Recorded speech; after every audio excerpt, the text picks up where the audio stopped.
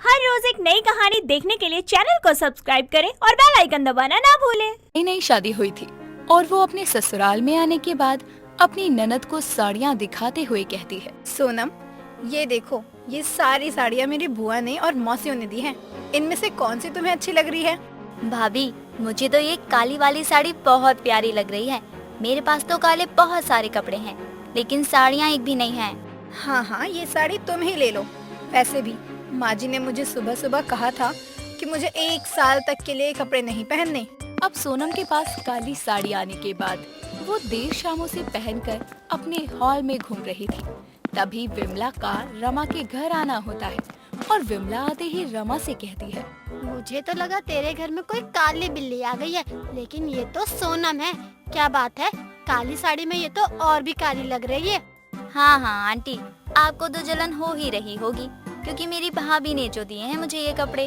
भला मैं क्यों तेरी भाभी के दिए हुए कपड़ों से जलने लग गई?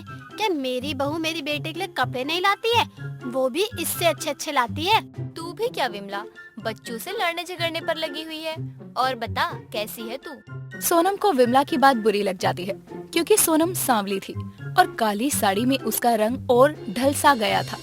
ऐसे में सोनम अपनी भाभी के कमरे में जाती है और अपनी भाभी से कहती है, भाभी, मेरा रंग काला है तो क्या मैं काली बिल्ली लगती हूँ?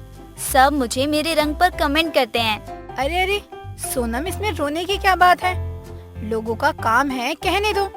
और अगर लोगों ने तुम्हें कुछ कह भी दिया तो उनकी बातों का बुरा मत माना करो तुम। अब अगले दिन सुबह सोनम अपनी भाभी की दी हुई काले रंग की साड़ी पहनकर कॉलेज के लिए निकलती है।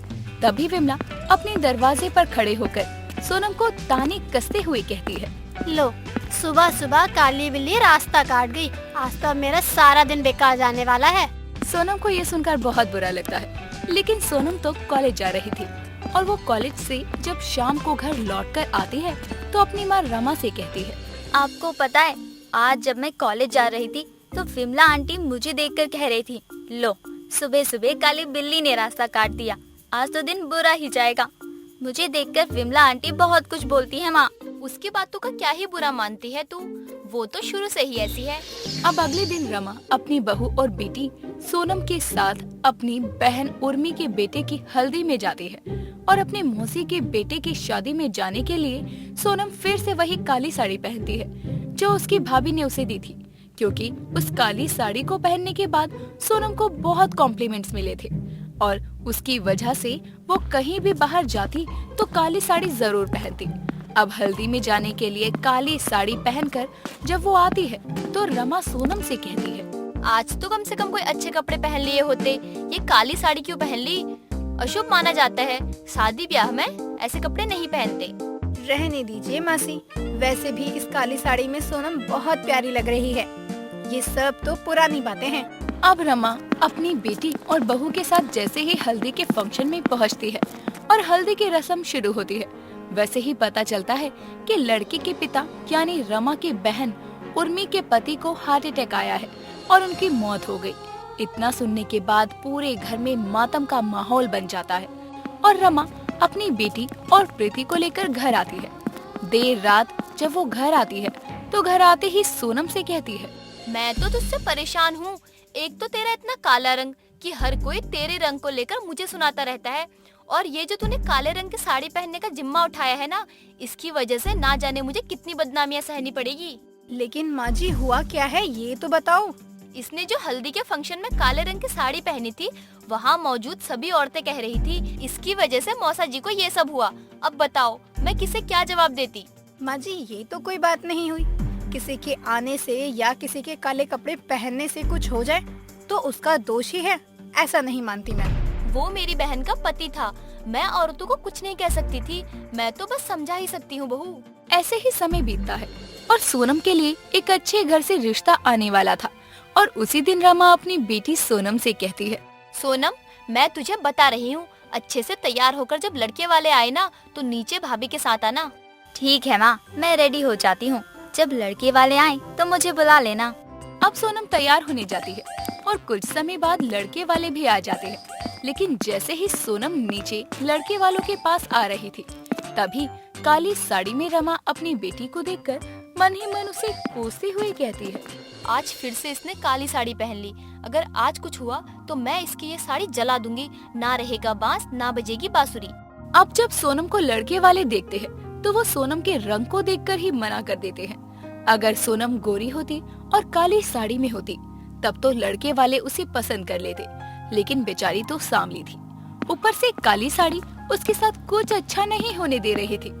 कुछ समय बाद लड़के वाले चले जाते हैं और रमा सोनम को बुलाकर कहती है, तेरे अरमान कब पूरे होंगे? तेरी काली साड़ी और तू ना जाने कब सुधरेंगे। क्या जरूरत थी लड़के वालों के सामने ये काली साड़ी पहन कर आने की? उन्होंने मना कर दिया, अब हो गया तेरा रिश्ता। तो माँ, इसमें मेरी क्या गलती है? उन्होंने तो मेरे काले रंग को देखकर ही मना कर दिया होगा। पहले भी तो आए थे ना लड़के वाले, मुझे देखकर ही मना करके चले गए थे। और क्या? गए तो जरूर होंगे, लेकिन ये काली साड़ी तुझ पर बिल्कुल भी नहीं जचती और इसमें तो सच में काली बिल्ली लगती है। विमला भी सही कह रही थी। और रमा इतना कहने के बाद काली साड़ी को सोनम के कमरे में लाकर रमा उसे उसी के सामने जला देती है, जिसके बाद सोनम बहुत रोती है। हालांकि सोनम की भाभी प्रीति उसे काफी समझाती है और प्रीति अपनी सास के पास आकर अपनी सास को कहती है, माँ जी, माना कि काले कपड़े और काला रंग शुभ नहीं होता, लेकिन ये कलर तो बनाए गए हैं ना। अब शादी ब्याह में ऐसे नारंग पहना जाए, पूजा पाठ में नारंग पहना जाए, या कहीं बाहर जाने के लिए ऐसे रंग ना पहना जाए तो कब पहना जाए? अब आप ही बता दीजिए। सोनम का रो रो कर बुरा हाल हो रहा है, उसकी भला इसमें गलती ही क्या है? मैं समझती हूँ बहू, लेकिन अब हमारे समाज में भी तो ऐसा ही कहा जाता है ना कि काले कपड़े काले रंग अशुभ होते हैं। वही हमारे दिमाग में बैठा है, अब क्या कर सकती हूँ। इतना कहने के बाद रमा मार्केट से सोनम के लिए एक काली साड़ी लेकर आती है और सोनम को देती हुई कहती है, आज से मैं तेरे इस काले रंग और तेरी साड़ी को लेकर कुछ भी नहीं कहूँगी। चल, इसे पहनकर तैयार हो जाओ। कांता की बेटी की शादी में जाना है और जो होना है वो तो होकर ही रहेगा। क्या शुभ क्या अशुभ। रमा ने इतना बोला ही था, जिसके बाद सोनम भी अपनी माँ को गले से लगा लेती है, क्योंकि सोनम बहुत खुश थी, क्योंकि आज रमा को उसकी गलती का एहसास जो हो गया था और आखिर रमा को ये भी समझ आ चुका था कि काला रंग भी तो हम लोगों ने ही तो बनाया है। कहने के बाद रमा मार्केट से सोनम के लिए एक काली साड़ी लेकर आती है और सोनम को देती हुई कहती है, आज से मैं तेरे इस काले रंग और तेरी साड़ी को लेकर कुछ भी नहीं कहूँगी। चल, इसे पहनकर तैयार हो जाओ। कांता की बेटी की शादी में जाना है और जो होना है वो तो होकर ही रहेगा।